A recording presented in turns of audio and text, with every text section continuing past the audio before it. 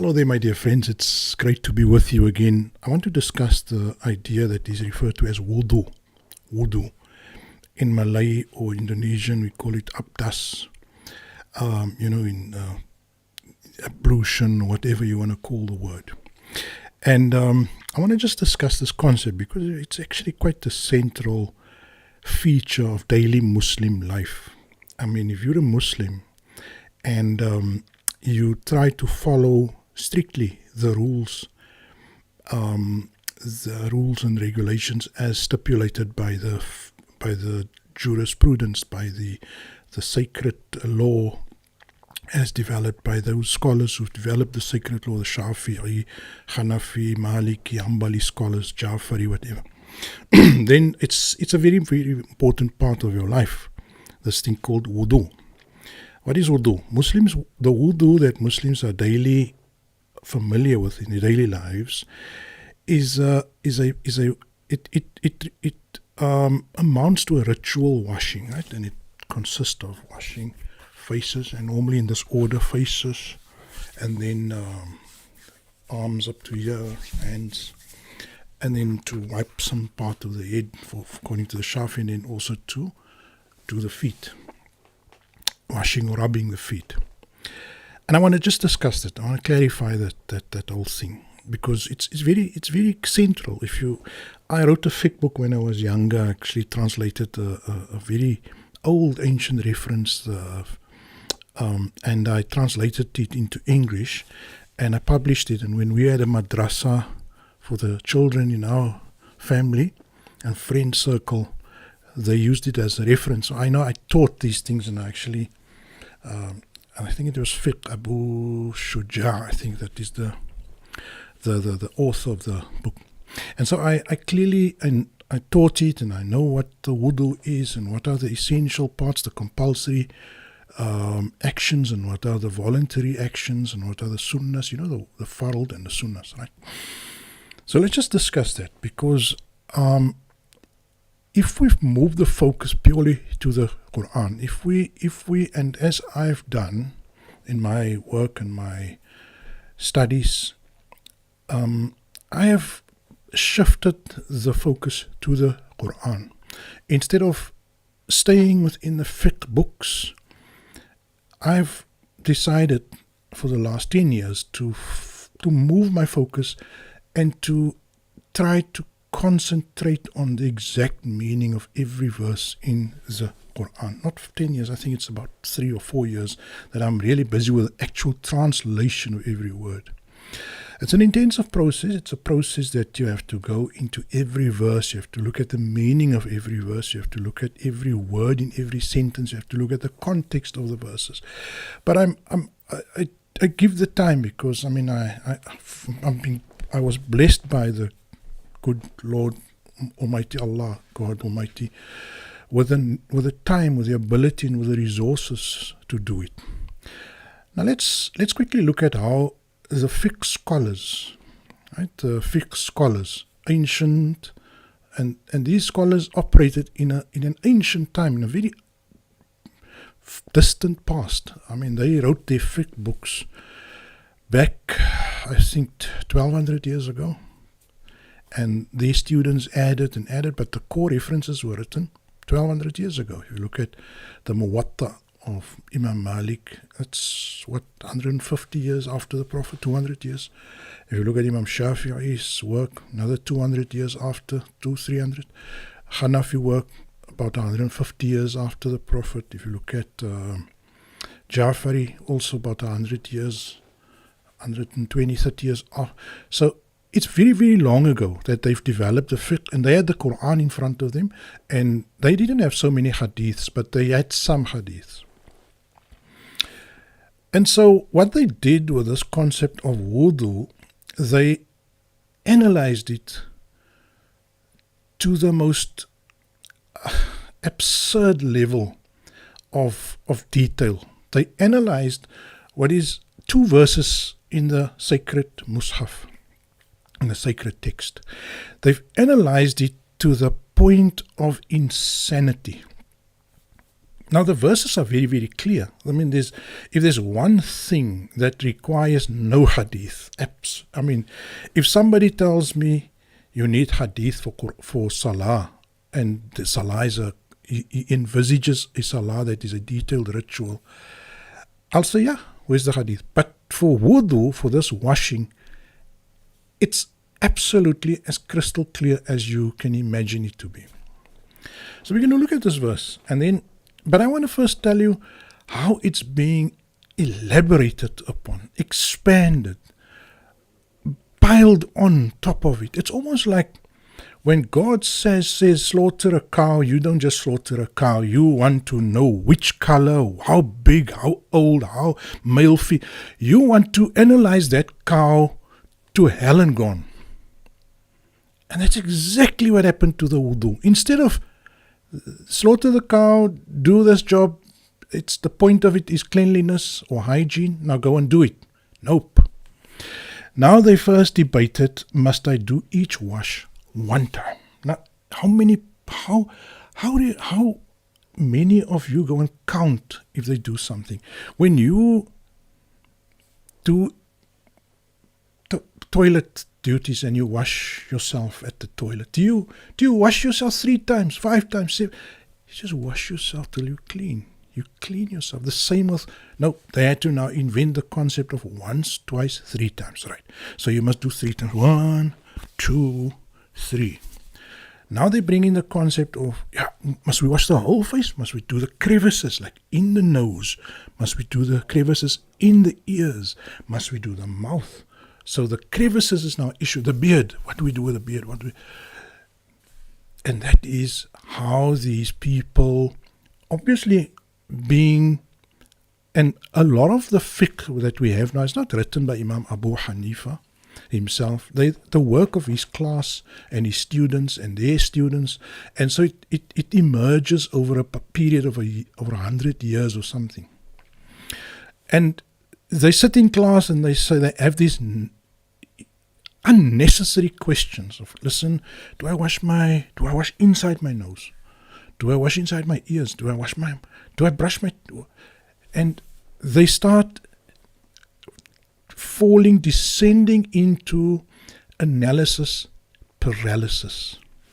They forget about the core meaning, and it becomes a completely over-ritualized and over-analyzed process. So now, if I tell you go to the shop and buy bread, you never get out of the house because you're asking, must I go with my left foot out of the house or my right foot? Must I walk through the garden path or must I walk around the back? Must I get into the, must I have shoes on or mustn't have shoes on? Must I leave the gate open? You see, the point is go to the shop and buy the bread, for heaven's sake. What the heck? Why? And that is the point. You're losing sight of the actual aim.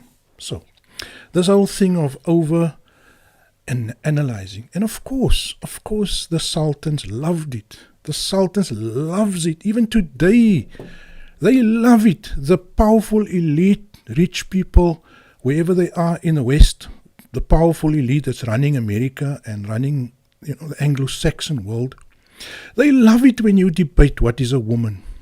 What is this gender spectrum? A woman is, you don't know what's a woman. You don't know what a man is. Do you get a pregnant man? Yes. So the nonsensical morass, the swamp of minutia, of forgetting your purpose and your mission because you are busy spinning your wheels and getting stuck in the swamp.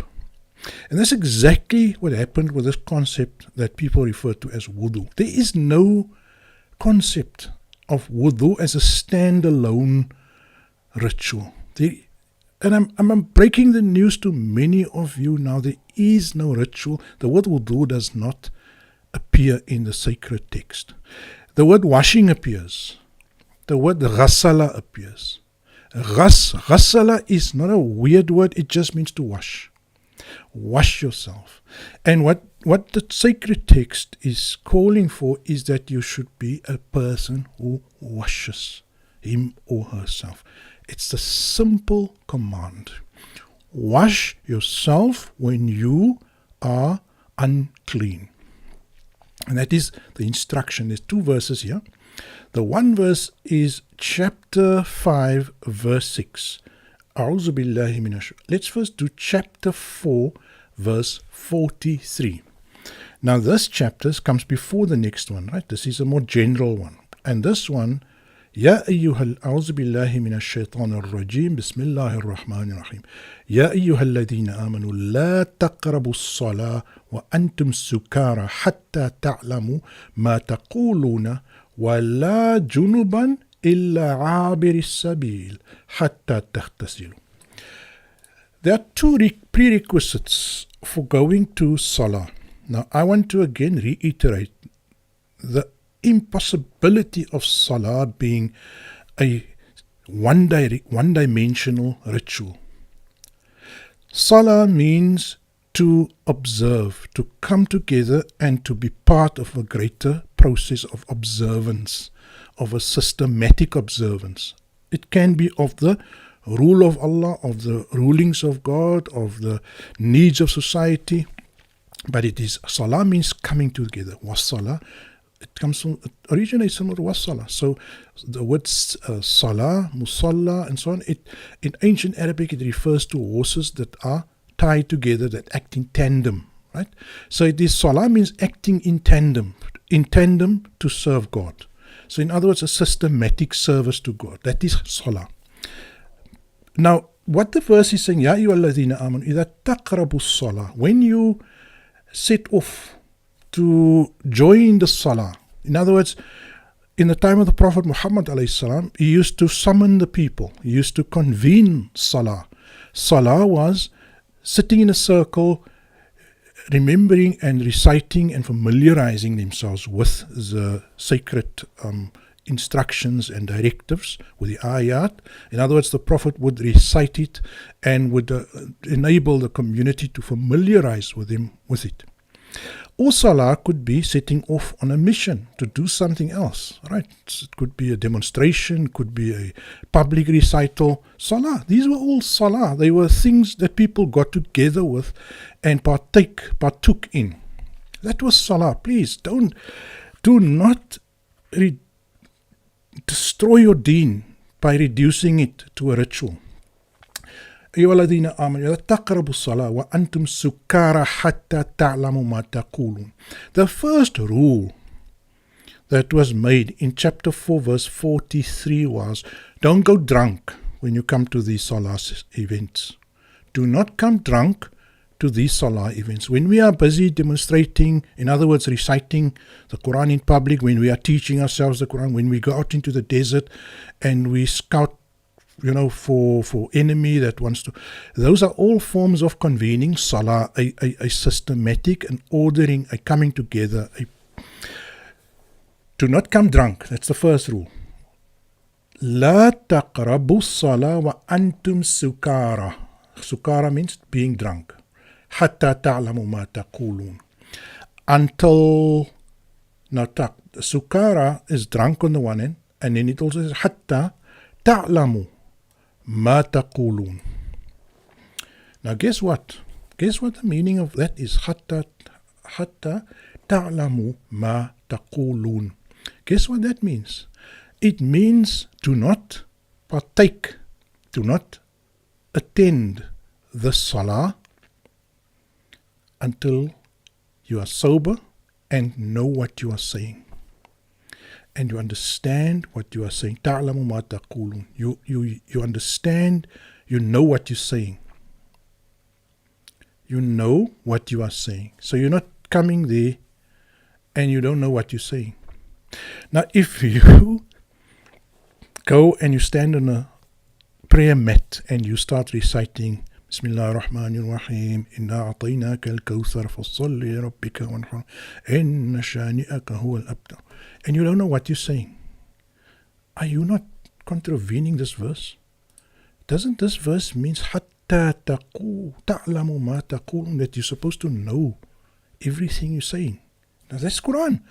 You should take this Qur'an seriously if it says you're supposed to know what you're saying. But look, the point is not that now. We're coming to the second point. The second point is, the first thing is don't go drunk. until you know what you're saying, right? The second point is wala junuban. Now, junuban simply means there's no ritual weird meanings to the word junuban. Wala junuban means neither when you are unclean. Now, people have ascribed ritual meanings, when you slept with a woman and you are junub. No, it just means in the dictionary you are unclean. Wala junuban illa abiris sabil, unless you are traveling on the open road, hatta taghtasilu. So with the exception of those who are traveling on the open road, right, in open country, do not come to the salah dirty until you've washed up. Hatta taghtasilu, until you've washed up. Still, I'm not seeing a ritual. Are you seeing a ritual here? وَإِن كُنْتُمْ مَرْضَى أَوْ عَلَى سَفَرٍ. If you are sick, if you suffer from a disease, if you come out of an illness, أَوْ عَلَى سَفَرٍ, or traveling, أَوْ جَاءَ أَحَدٍ مِنْكُمْ مِنَ الْغَائِطِ, or comes from defecation, from relieving yourself, أَوْ لَامَسْتُمْ النِّسَاءَ, or you've been intimate with women, فَلَا يَجِدُ مَاءً فَتَيَمَّمُوا.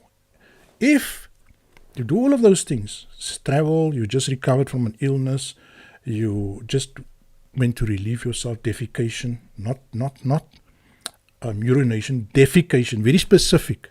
It's important you see, the Qur'an uses precision in its language, and we should honor it enough to see the precision. The Qur'an doesn't say when you come back from urination. It says very clearly from gha'it. Gha'it means defecation. To relieve yourself from solids, not liquid. أَوْ لَامَسْتُمُ النِّسَاءَ, or you've been intimate with them. فَلَمْ يَجِدُ مَاءً فَتَيَمَّمُوا صَعِيدًا طَيِّبًا. If you don't find water, so in other words, all of these things necessitate that you wash. The primary verse said, حَتَّى تَغْتَسِلُوا, because it's going to say about, it mentioned junuban as a general state of you are dirty. And then it says until you clean yourself. But now it's going to go into the various forms of dirtiness when you are sick. In other words, you were infected with a virus or a bacteria or whatever. You're dirty. That's dirt. Dirt is viral infections, bacteria, and that is what dirt is. Oh, ala suffering. You come from a travel, which means you could have picked up something on the road. Or ja'ahada min al-gha'it.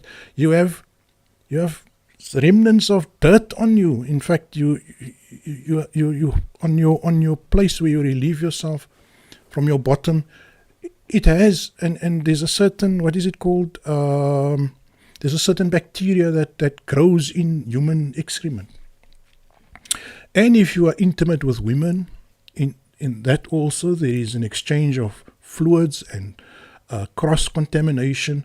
All of these necessitate that you wash with water. And then it says, so the implication is, these are all dirty, now wash.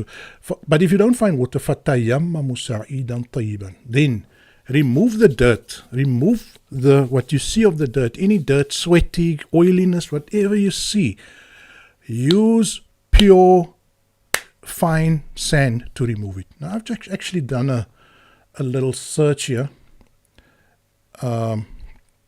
And I thought this would be interesting to show you.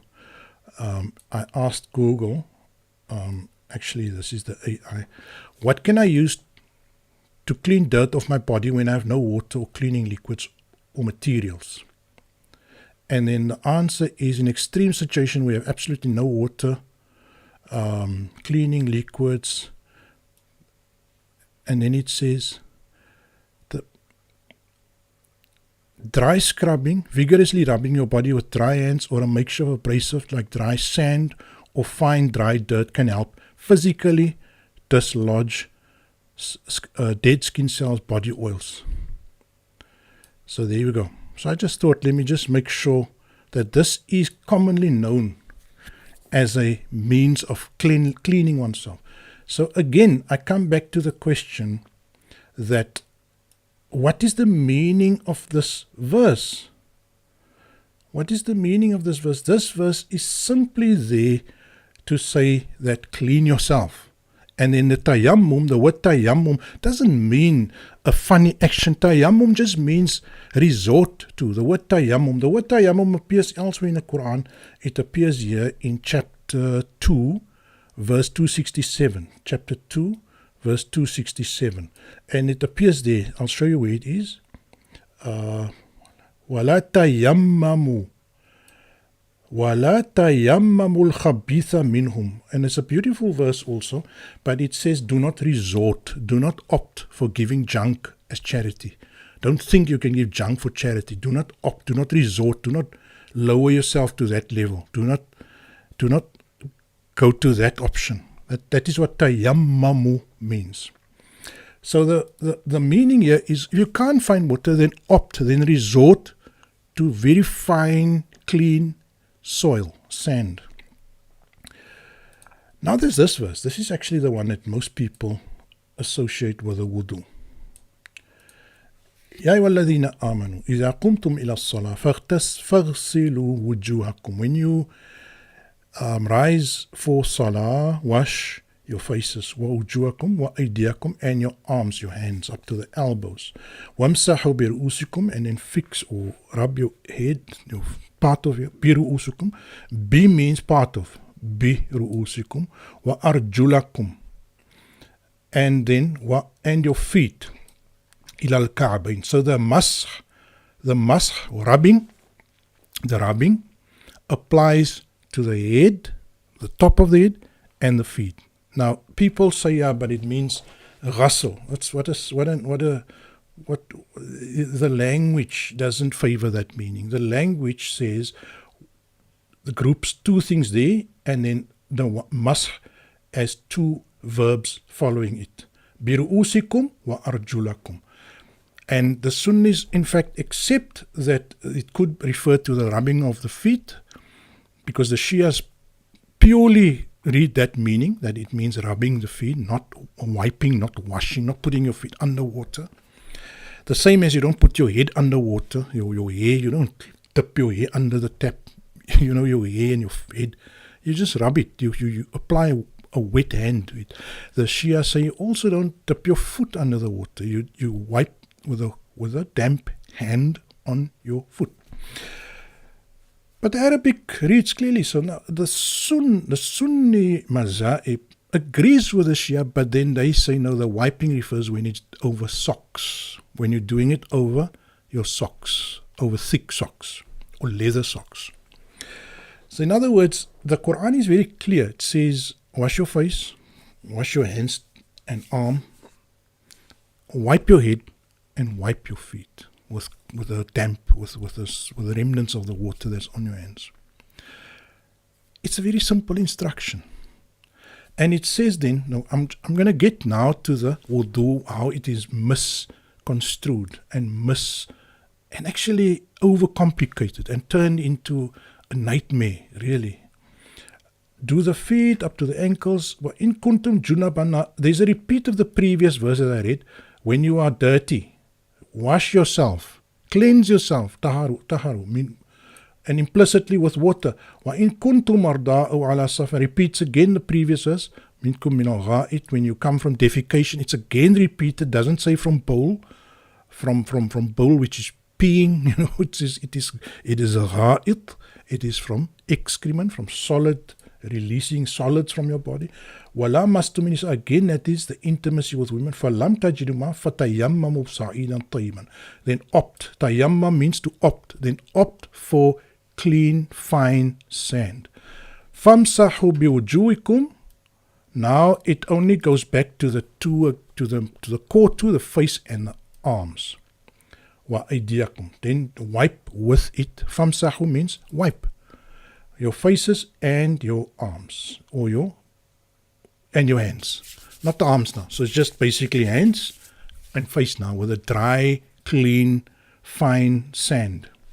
Not thick soil, not dirty soil. It must be absolutely pure sand. Ma yuridullah, and it's almost as if Allah can look into our very present from this verse.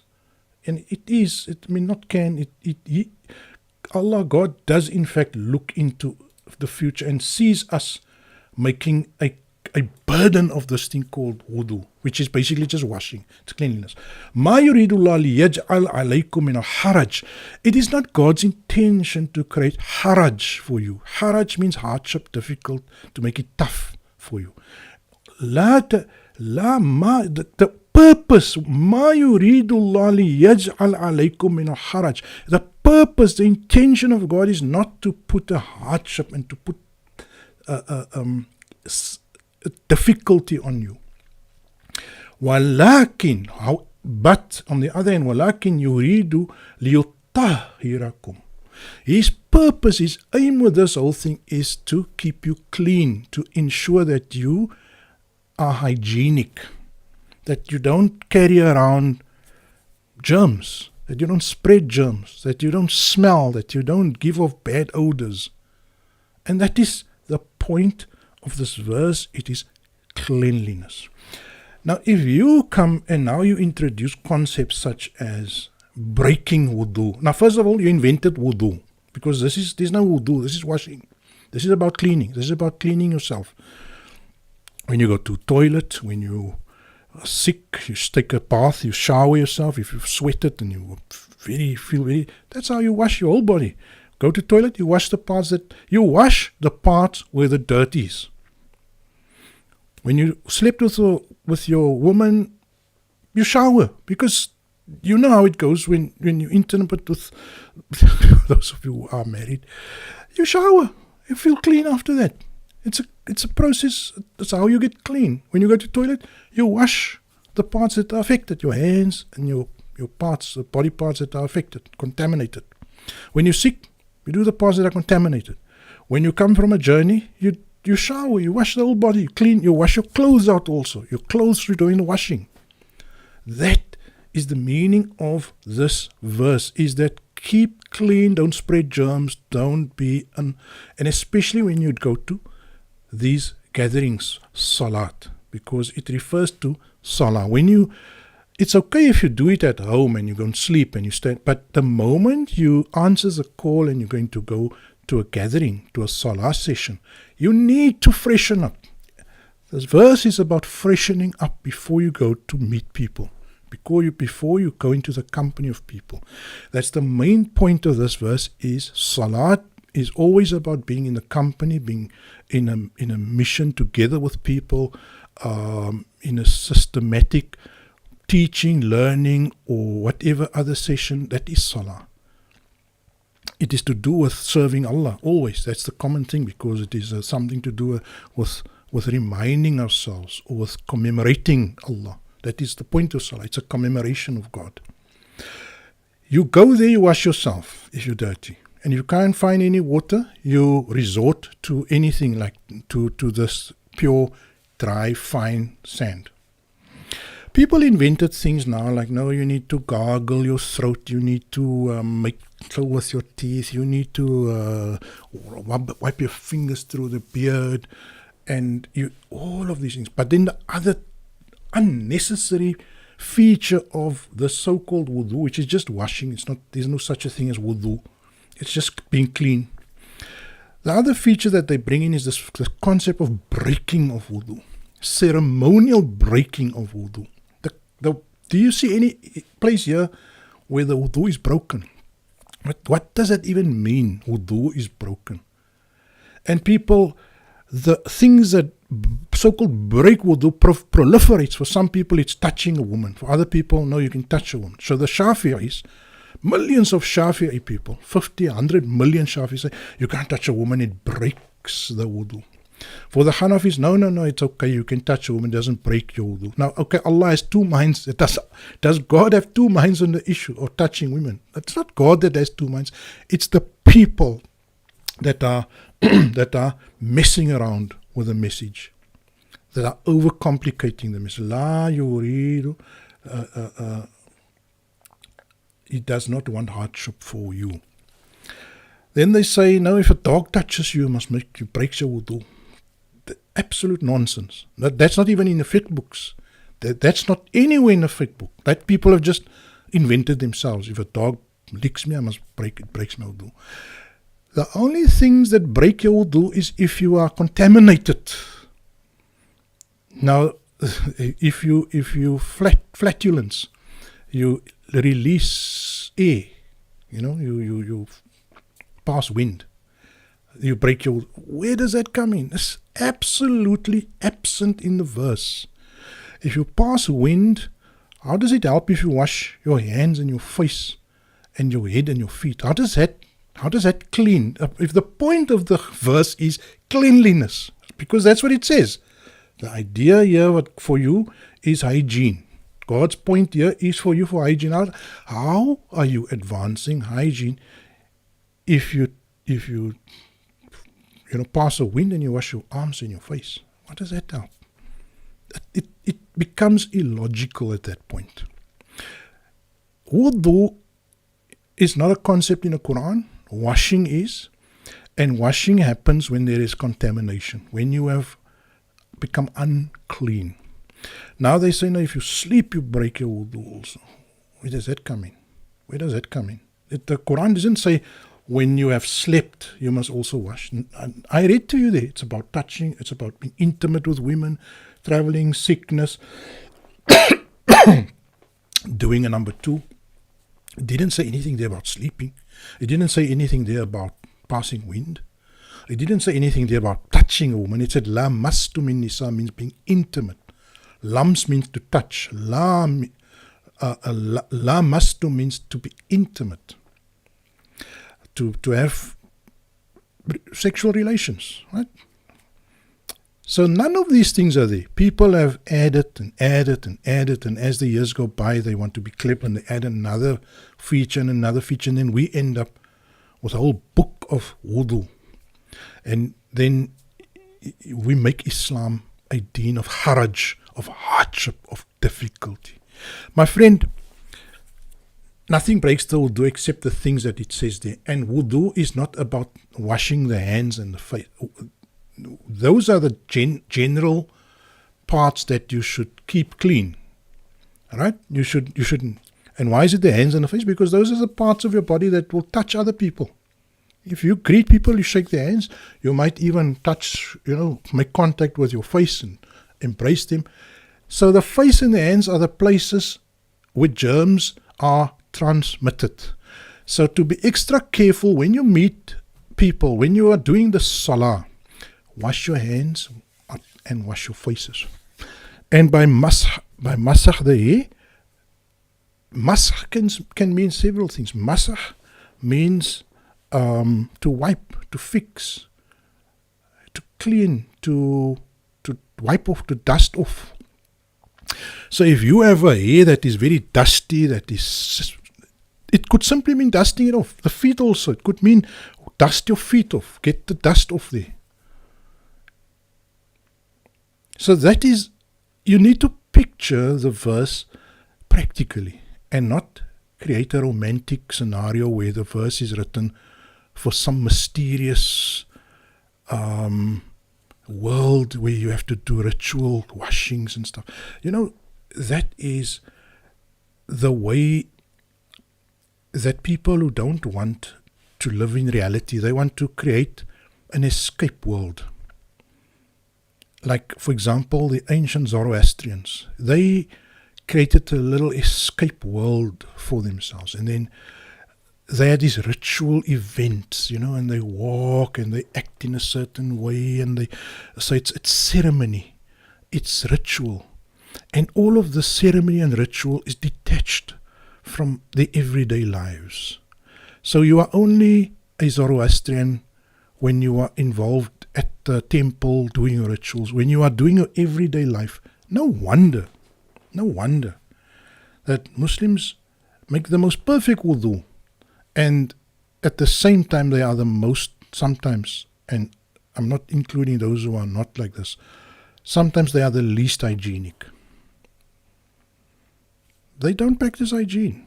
They will run their shop or their business, and the sewage will run right there, and the dirt will spread and filth will spread.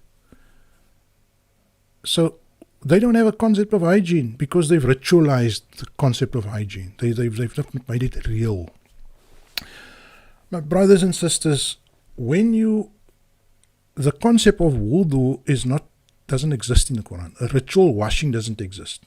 What exists in the Quran is a call on me and you to be hygienic. Wash when we were sick, when we had close intimacy with women, when we come off the road from a long distance travel, when we came from the toilet and we did a defecate. Those are the things that require washing. And when you go to a ceremony or to an event, a salah, getting together, then you make sure you wash your hands, ensure, in your face, so that those parts that come into contact with people, and tidy up your hair. Make your hair nice. Clean your feet. Make your feet nice. You don't have to go and bathe your feet. That's not necessary. And then you find Muslims are very antisocial. They come in Western countries, and I saw a stop once, a bus with some Muslims on. They stopped at this bathroom on this service station, filling station, and there was a bathroom, a public bathroom there. And when these guys came out, the whole place was flooded. There was water everywhere. And they just thought, no, I did my ritual. I'm free to be who I am. I'm a Muslim. I stuck my feet into the basin. The basin is like hip high. And I stuck my feet in there. And it's it. Why would they do that? Because they read it that their clergy told them that is wudu. My brothers and sisters, I hope that is useful to you, and you will understand. We are looking at the verses of the Quran, plain and simple. Imam Shafi has his sayings, Abu Hanifa has his sayings, they differ from each other. So what do we go to? We go to the Qur'an. I'll end there. Alhamdulillah.